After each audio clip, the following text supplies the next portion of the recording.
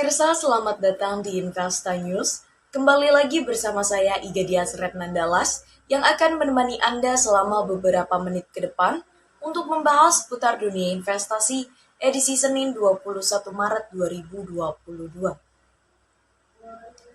Berita pertama pada hari ini, pada penutupan perdagangan pekan ketiga Maret 2022, tercatat indeks harga saham gabungan atau IHSG mencetak kinerja positif dengan apresiasi sebesar 0,47% jika dibandingkan dengan pekan sebelumnya yang berada di level 6.922,6.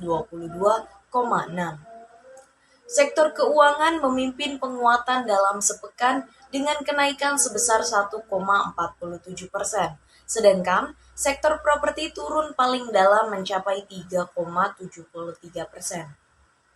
Pada akhir perdagangan Jumat, IHSG melemah dari harga sebelumnya sebesar 0,14% atau 9,42 poin ke level 6.954,97. Selama sepekan, volume saham yang diperdagangkan mencapai 117,6 miliar unit saham dengan turnover sebesar 82,7 triliun rupiah.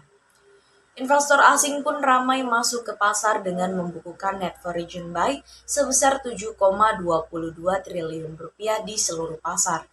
Sentimen yang dicermati pelaku pasar dalam sepekan antara lain respon positif terkait perkembangan perang Ukraina dan Rusia, di mana kedua belah pihak akan kembali bertemu untuk melakukan negosiasi syarat perdamaian atau gencatan senjata. Hal ini beriringan dengan tekanan blok barat terhadap ekonomi Rusia yang semakin meningkat. Kemudian, pada Kamis 17 Maret kemarin, dini hari waktu Indonesia, The Fed memutuskan untuk menaikkan suku bunga acuannya menjadi 0,25% hingga 0,5%.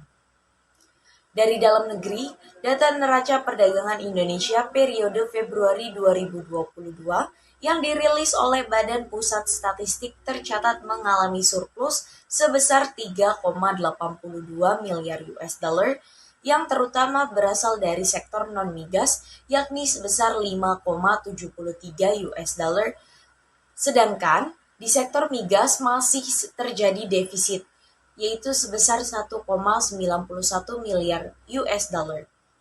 Pelaku pasar juga mencermati sentimen dari hasil rapat Dewan Gubernur Bank Indonesia pada 16 hingga 17 Maret 2022 yang memutuskan untuk mempertahankan suku bunga acuannya yaitu BI 7-day reverse repo rate sebesar 3,50%.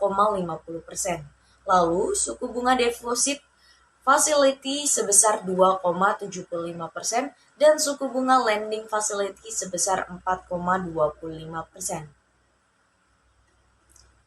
Selanjutnya datang dari proyeksi IHSG. Indeks harga saham gabungan masih stagnan dan belum akan kembali mencetak rekor baru hari ini.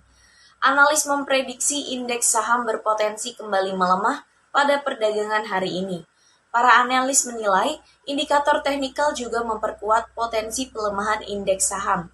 Analis Arta Sekuritas Denny Christopher Jordan menganalisis candlestick IHSG telah membentuk lower high and lower low dengan volume yang tinggi. Selain itu, indikator stokastik juga membentuk dead cross yang mengindikasikan potensi pelemahan. Pergerakan juga akan minim sentimen dari data ekonomi di awal pekan, ujar Dennis di akhir pekan lalu tanggal 18 Maret.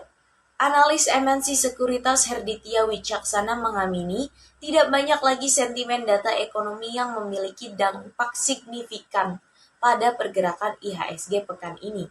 Herditya berujar, kami perkirakan IHSG cenderung sepi sentimen karena suku bunga acuan The Fed sudah diumumkan, di mana hasilnya sesuai dengan perkiraan konsensus. Menurut hitungan Dennis, support pertama IHSG hari ini berada di level 6.926, dengan support kedua berada di level 6.889. Sementara, resisten pertama berada di level 7.000. Bila berhasil ditembus, IHSG menuju resisten kedua di 7.037. Menurut perhitungan Herditya, IHSG rawan terkoreksi dengan support di level 6.894, lalu resisten IHSG hari ini ada di 6.996. Meskipun potensi turun cukup kuat pada perdagangan hari ini, analis yakin IHSG tidak akan tertekan dalam. Herditia memperkirakan arus masuk dana asing masih akan berlanjut. Meskipun begitu, Herditia memprediksi arus masuk dana asing masih berpeluang berlanjut. Pasalnya, nilai pembelian asing di pekan lalu masih cukup besar. Bursa Efek Indonesia mencatat nilai pembelian asing di semua pasar sepanjang pekan lalu mencapai 36,12 triliun rupiah. Sementara, nilai penjualan asing di pasar saham hanya sebesar 28,94 triliun rupiah. Dengan demikian, investor asing masih mencatatkan beli bersih 7,18 triliun rupiah di periode tersebut. Menurut Herditia, akumulasi beli yang dicatatkan investor asing didorong oleh solidnya kondisi fundamental Indonesia. Ini terlihat dari rilis data ekonomi yang cukup baik, ditambah lagi kasus COVID-19 di tanah air yang sudah melandai. Pelaku pasar akan mencermati kebijakan pemerintah soal PPKM di tengah penurunan kasus baru COVID-19. Beralih pada sektor komoditas, harga emas batangan 24 karat PT Aneka Tambang pada perdagangan Jumat terpantau turun sebesar Rp19.000 bila dibandingkan harga Jumat sebelumnya. Secara harian pada Jumat, harga emas berhasil mencapai titik tertingginya, yakni sebesar Rp1.010.000 per gram, kemudian terus turun di level Rp984.000 per gram pada Rabu. Berdasarkan informasi unit bisnis pengolahan dan pemurnian logam mulia Antam, emas 24 karat ukuran 1 gram terpantau dijual Rp991.000 per gram pada Jumat. Nilai itu lebih tinggi dibandingkan harga jual pada Jumat pekan lalu, senilai Rp1.010.000 per gram. Sementara itu, harga emas satuan 10 gram dan 25 gram masing-masing dijual Rp9.405.000 dan Rp23.387.000. Selanjutnya harga emas satuan 50 gram dibanderol Rp46.695.000, sedangkan ukuran 100 gram dapat ditebus dengan harga Rp93.312.000. Di sisi lain, harga buyback emas Antam mengalami penurunan sebesar Rp23.000 ke level Rp894.000 per gram dibandingkan Jumat sebelumnya. Selanjutnya pada sektor komoditas yang kedua, diketahui bahwa harga minyak mentah dunia mengalami penurunan secara pekanan. Selama sepekan, pergerakan harga dipengaruhi upaya negosiasi yang dilakukan Rusia dan Ukraina. Faktor pemberat harga lainnya adalah dari adanya isyarat yang diberikan oleh Rusia bahwa kesepakatan nuklir Iran akan kembali dihidupkan. Selain itu, adanya lockdown beberapa wilayah di Cina akibat kasus baru COVID-19 menimbulkan kekhawatiran pasar bahwa permintaan akan menurun. Cina merupakan konsumen utama minyak mentah dunia.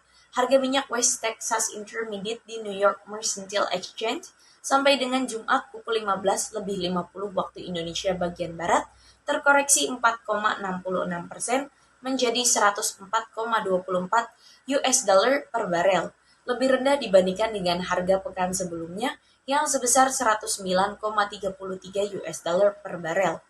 Adapun harga Brent di ICE Futures Europe juga terkoreksi sebesar 4,57% menjadi 107,52 US dollar per barel, lebih rendah dibandingkan dengan posisi akhir pekan sebelumnya 112,67 US dollar per barel.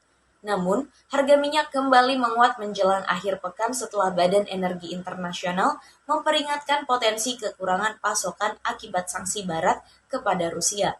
Perundingan damai antara Rusia dan Ukraina juga belum banyak mengalami kemajuan. Secara pekanan, harga minyak tetap mengalami koreksi yang cukup dalam. Berita penutup kita pada hari ini ialah rupiah diperkirakan akan melanjutkan pelemahan hari ini. Tensi geopolitik Rusia dengan Ukraina yang memanas turut melemahkan rupiah. Presiden Komisioner HFX Internasional berjangka Sutopo Widodo mengatakan fokus pelaku pasar akan kembali kepada perkembangan konflik Eropa Timur. Maklum, data-data makroekonomi baik dari luar maupun dalam negeri cenderung sepi. Pasar keuangan global juga mencermati lockdown di Cina sejalan dengan kasus COVID-19 yang kembali meningkat. Kepala Ekonom Bank Permata Joshua Pardede mengatakan, selain tertekan ketegangan global, investor juga dipengaruhi sentimen semakin rendahnya perbedaan suku bunga acuan antara Amerika Serikat dan Indonesia. Meski begitu, sentimen mengecilnya spread ini hanya akan terasa dalam jangka pendek. Berdasarkan data historikal, sentimen perbedaan bunga cenderung. Sementara, ujar Joshua, Sutopo memperkirakan rupiah hari ini bergerak di rentan 14.250 hingga 14.350 rupiah per dolar Amerika Serikat. Hitungan Joshua, rupiah akan bergerak antara 14.300 hingga 14.425 rupiah per dolar Amerika Serikat. Jumat, kurs spot rupiah berada di 14.340 per dolar Amerika Serikat, turun 0,27% dalam sepekan. Kurs GISDOR turun 0,83% di 14.340 rupiah per dolar Amerika Serikat. Berita tersebut menjadi berita penutup kita pada hari ini. Saya Gedia Mandala pamit undur diri. Sampai jumpa.